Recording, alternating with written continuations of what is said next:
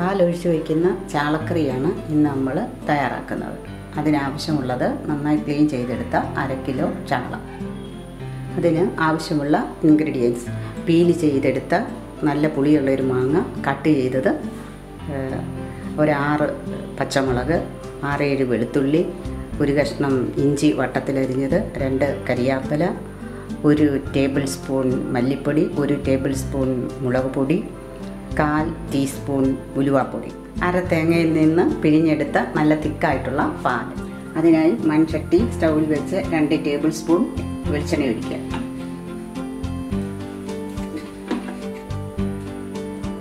എണ്ണ ചൂടായതിനു ശേഷം അല്പം കടുകിടുക.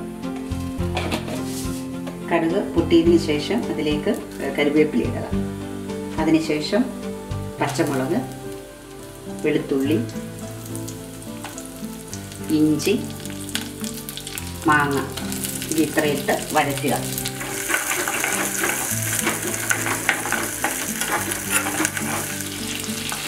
മാങ്ങ വരണ്ടിട്ടുണ്ട്. അതിലേക്ക് മഞ്ഞൾപ്പൊടി, മുളക് പൊടി, ഉലുവാപ്പൊടി ഇതെല്ലാം ഓരോന്നോരോന്നായി ഇട്ട് അല്പം ചൂടാക്കുക.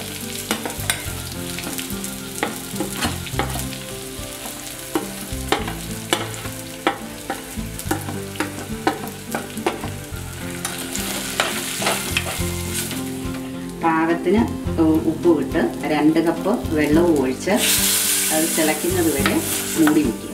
മീഡിയം ഫ്ലെയിമിലാക്കി തിളയ്ക്കുന്നത് വരെ അടച്ചു വയ്ക്കുക. തിളച്ചിട്ടുണ്ട്. ഇനി നമുക്ക് ക്ലീനാക്കി വെച്ചിരിക്കുന്ന ചാള ഓരോന്നായിട്ട് ഇതിലേക്ക് പെറുക്കിയിട്ട് മൂടി വെച്ച് പറ്റുന്നത് വരെ അടച്ചു വയ്ക്കുക.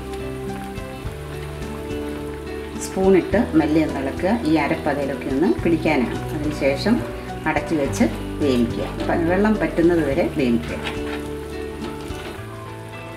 കുറുകി പറ്റിയിട്ടുണ്ട്. അതിലേക്ക് നമ്മൾ എടുത്തു വെച്ചിരിക്കുന്ന തിക്കായിട്ടുള്ള പാല് ഒഴിക്കാം. സ്പൂണിട്ട് ഒന്ന് ഇളക്കിയിട്ട് പതുക്കെ അതിനെ ഒന്ന് ചുറ്റിച്ചെടുക്കണം.